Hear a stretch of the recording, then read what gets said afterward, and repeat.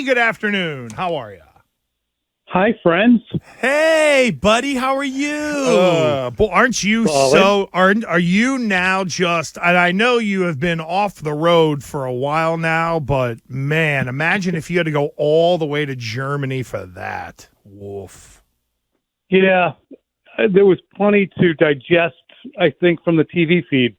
Plenty to digest from the TV feed, from Bill O'Brien to Robert Kraft's sad face and a puppy. Sad puffy jacket face. He did have the puffy jacket. Mac. Yeah, that was very Costanza of Robert Kraft to have the big puffy coat on. Were you able to read, or at least kind of distinguish what Mac was saying to Bill O'Brien as he was just coaching him? It seemed like he was just yelling at him. Well, he was coaching him, right? It was like, why didn't you see it, young fella? And I just felt like he was just conceding to, like, I think it was just, I know, is basically what I took from it, which is a problem, isn't it? Yeah, and the only way I can really decipher what Mac Jones was thinking on that 3rd and 2 play that elicited that reaction from Bill O'Brien was he had Demario Douglas crossing. He was open for a first down. Mac didn't deliver it to him, and the only thing I can think of is he was thinking, if I throw it to him there, he's going to get blown up by that linebacker. So I'm going to wait until he gets to the next window past the linebacker and then give it to him, but the protection broke down. So I panicked. I was getting sacked, and I threw it Will Chamberlain, Rick Barry free throw out to Ramondre. So that's the only explanation that I could have. It's not a good one, but that's the only thing I can imagine Mac was thinking. He didn't want to get him blown up. But that started the entire melting, and that really is the chicken or the egg situation that we're looking at with Mac. He took 5 sacks in the first half. He had been sacked 16 times all year. And then so he comes out in the second half, and he doesn't trust anything. And then after he gets screamed at, deservedly so, he melts down even further to the point where he doesn't know whether to poop or go blind. Which one do you think he chose? Poop. That's what it looked like. So, I mean, listen, I've been following you on Twitter. Obviously. Judging by the throws, it might be an argument. Yeah, I know, right? Maybe he did both. Can they play him against the Giants? No, they cannot. They can't play him. He's broken. And especially, I think that the timing, and I just spoke to Jason McCourty about this, and we'll have a portion of it tonight on Quick Slants, but it was excellent on the podcast. I asked him the same question, and he said no. And I agree with him because the circumstances surrounding when you took him out of the game had a last straw finality to it. Yeah. It's 10-6. You're not going to put him out for the final drive. You're instead going to go to a player that you have no confidence in as an overall player, but the first-round quarterback you have even less confidence in, he's actively losing the game for you. So we're going to have to go to this guy who we know isn't that good either, but we can't have you out there. So 2 weeks later, can you put him out there again? I think it was the last straw, and the timing around it really kind of announced that. I can't watch it anymore. Seemed to be the reaction. And I don't know if players would support or not support, but they certainly would understand the logic behind it. Do you think it is a week-to-week scenario at quarterback the rest of the way, or do you think come hell or high water, Mac Jones is sat for the rest of the year? I think it depends how it plays out in practices. How does he deal with second-team reps, if that's what's in the offing? How does he deal with third-team reps?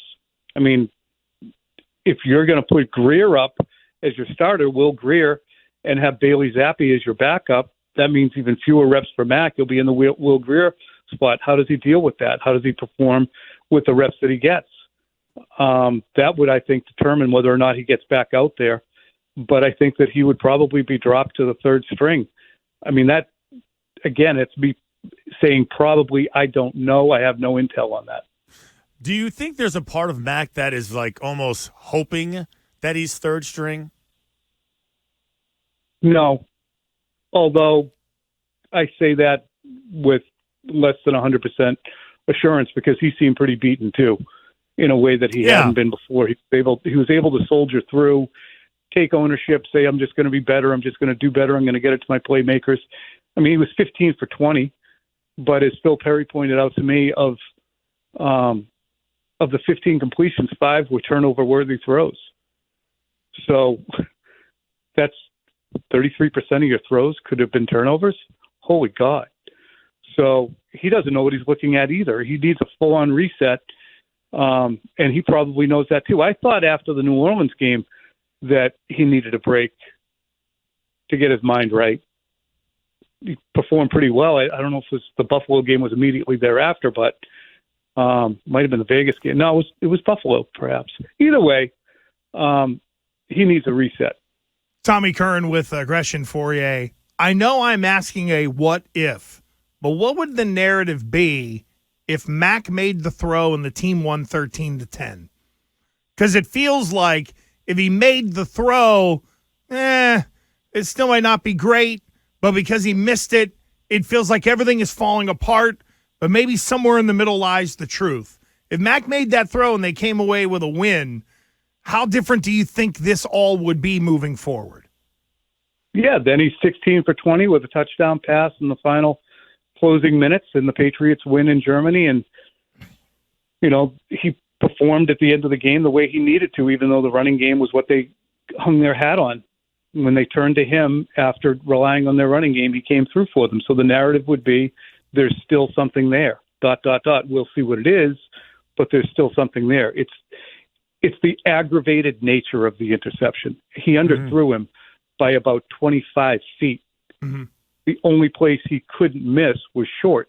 He missed short. I mean, Blackman had to come back to the ball. It was so underthrown. It's insane. I'm with That's you. That's like a 20-foot putt that you hit 3 feet. Yeah, and I feel like it wasn't necessarily the interception, but it was how bad it was. So, well, that's why I asked, because that throw signified so much, but everything that we talked about just here was everything that led up to the throw that was bad. That's why I asked the question that if he made one throw, everything changes perspective-wise. Because that shouldn't just correlate. Tom, I still think he's an accident waiting to happen, and I think they realize it now. There you go. So it's just bound to happen, and in every game there's hints and hints of it, and there's signs of it, and it's just a matter of when. So last week, Gresh and I stole a kind of line I would say just this, real quick before. It showed that he is not just a physical mess; he's a mental mess. Yeah. His physical gifts, I always thought they were what they were, but now all the two married together, I just feel you cannot play him. No matter how many people bang their fists on the table and say, no, give him one more chance. They have seen enough.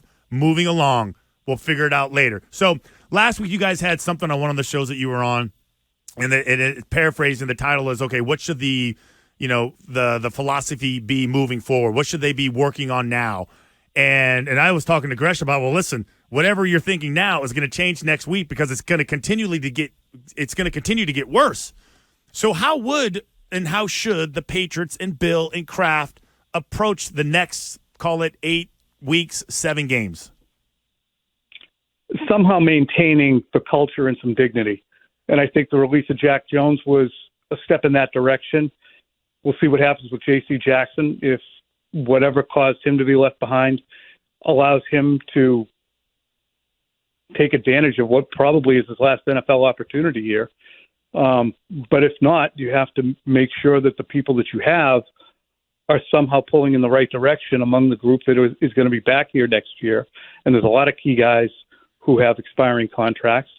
And, how much of the coaching staff will be back if Bill is gone? You can't have a complete disintegration of the culture along with the disintegration of the one-loss record. So you have to figure out, can we maintain our dignity and our culture and our DNA as the Patriots, even with, a 3-13 record going into the last week of the season? Can we still be who we were? If Bill Belichick is going to be someplace else next year or not coaching the team, can the remnants in the DNA of what he built over 23 years in terms of a do your job, don't snivel, be what the Patriots have been even with a crap record, can that be maintained so that going into next year you have perhaps coaches who are here now in leadership positions who can be looked at by the players as not part of 2023's problem, but part of the solution. As Jack Jones leaves this team, are you surprised it's him and not J.C. Jackson that got let go? Yeah, to a degree. I mean, you can't release all of them. Right. But I think with Jack Jones, he's been given so many opportunities. He would have been released when he walked off the practice field in training camp. He would have been released then had the Patriots not been in such a situation. You know, they wouldn't have tolerated that when Patrick Chung and Devin McCourty and Stephon Gilmore and any other litany of players was back there. But they've had to lower their expectations for player behavior because the roster is so bad. They've had to lower their expectations for practice participation. They've had to lower their expectations for guys who say, I want to get a new contract, lower their expectations for, Devontae Parker's feelings when the Patriots were discussing DeAndre Hopkins. To me, it's symptomatic of what the Patriots have had to swallow and endure because their roster isn't good enough to just say, okay, you're expendable. We're good enough to say goodbye to you. And now they have, and that's where the culture, I think, takes a dent in that you're allowing things to happen that you wouldn't otherwise. Like, the special team stuff. I mean, they're worse than last year, and they were bad last year. But for whatever reason, they've invested money in it, and they're worse. But you swallow it. Why? Joe Judge. That's all.